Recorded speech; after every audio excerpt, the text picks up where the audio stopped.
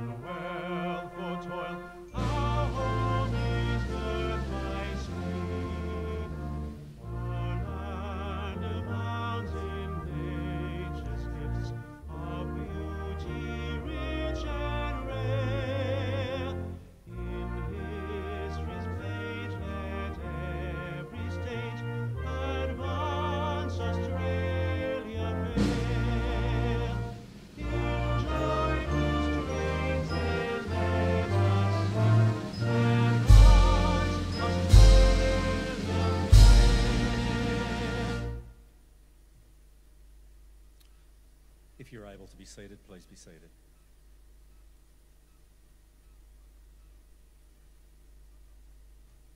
The Australian War Memorial was the vision of Charles Bean, Australia's First World War official historian. Bean landed with the Australian troops on Gallipoli and stayed with them at the front through to the end of the war. The idea of this national memorial and museum came to him at Pozières, France, in the depths of the bloody fighting of 1916. Bean's idea was that this would be a place where families and friends could mourn loved ones buried in faraway places. It would also be a place that could help all Australians understand what these men and women had endured and what they had done for us. Bean's vision, to which we remain true, is best expressed as inscribed in the entrance to the memorial's galleries. Here is their spirit in the heart of the land they loved, and here we guard the record which they themselves made.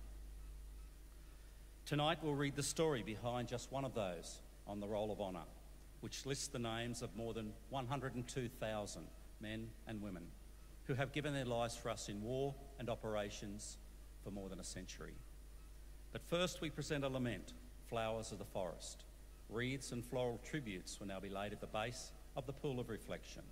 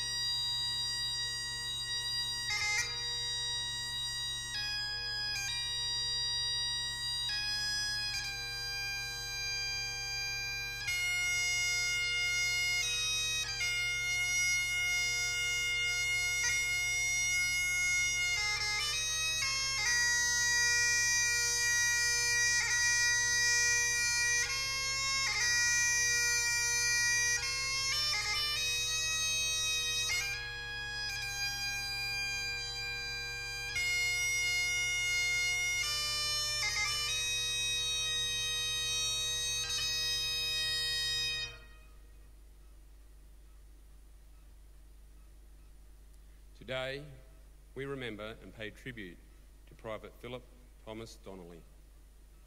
Philip Donnelly, commonly known as Tom, was born in 1892 in Waratah, Tasmania, one of 13 children of John and Mary Donnelly. By the time the First World War began, he was working in the timber industry in southern Tasmania. His initial attempt to enlist in the Australian Imperial Force was unsuccessful because of having bad feet. However, his second attempt was effective, and on the 4th of October 1916, he joined the Colours. Donnelly was sent to Seymour in Victoria, where he joined the 17th Machine Gun Section and was trained to use the Vickers machine gun. From the time of his enlistment and leaving Tasmania, Donnelly wrote prolifically to his mother and siblings. In one letter home from Seymour, he wrote of missing the Melbourne Cup because he was confined to camp due to illness. He was allotted to reinforcements to the 15th Machine Gun Company, embarking from Melbourne on the 23rd of December 1916 aboard the transport ship Orontes, bound for England. He sent a postcard of the ship, signed by a number of the men in his reinforcement group, to one of his younger brothers. The ship docked briefly at Cape Town, South Africa, where the men were able to get ashore for some exercise, including a march out to Table Mountain.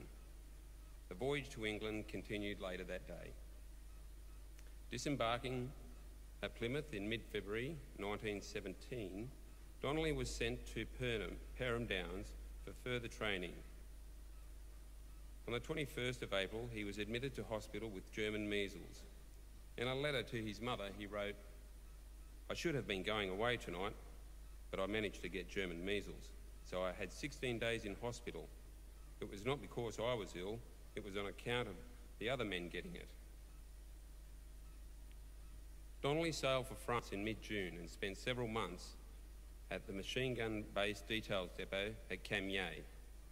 In early October, he was sent to Belgium and joined the 11th Machine Gun Company, which was resting behind the lines in the Ypres sector.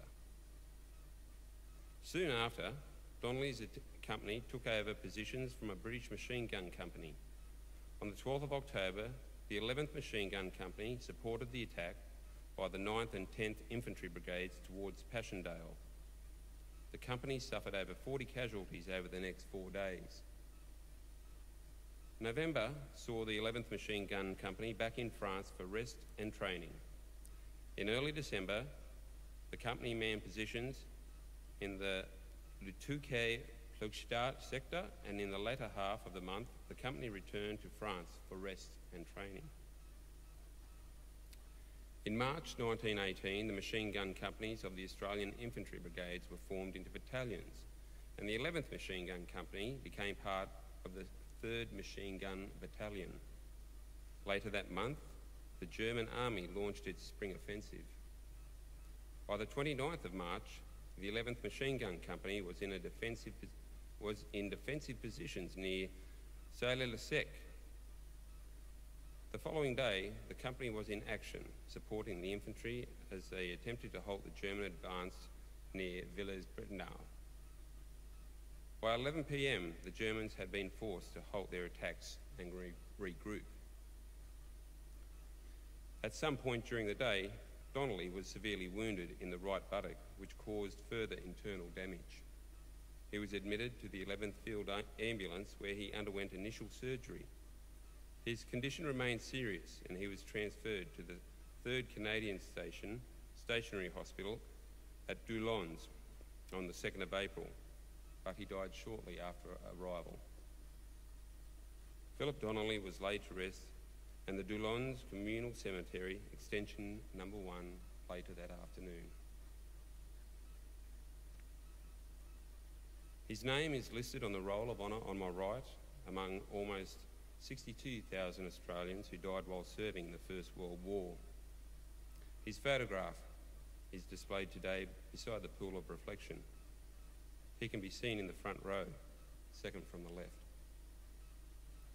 This is but one of the many stories of service and sacrifice told here at the Australian War Memorial. we now remember Private Phillip Thomas Donnelly, who gave his life for us, for our freedoms, and in the hope of a better world.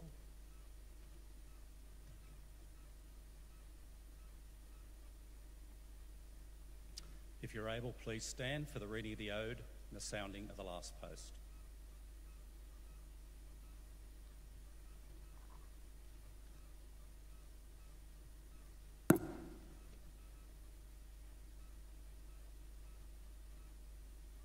They shall grow not old, as we that are left grow old. Age shall not weary them, nor the years condemn. At the going down of the sun, and in the morning, we will remember them. We will remember them.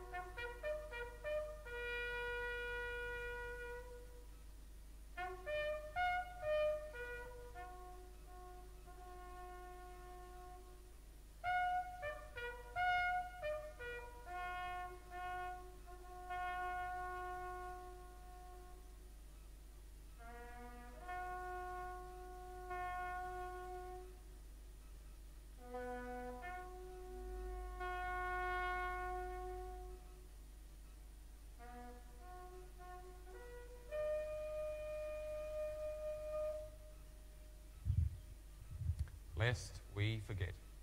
Lest we forget.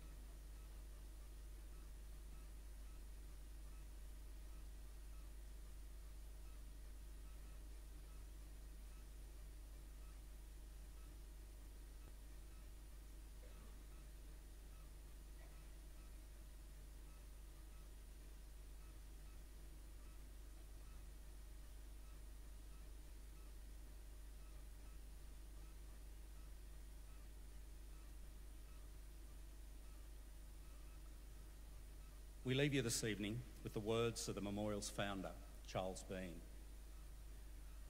Many a man lying out there at Poziere or in the low scrub at Gallipoli, with his poor, tired senses barely working through the fever of his brain, has thought in his last moments, well, it's over.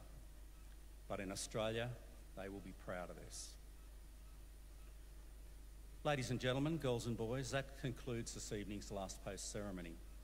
Please feel free to visit the 62,000 poppy display in the grounds as you leave, and we thank you for visiting the Australian War Memorial and wish you all a very good evening. Thank you.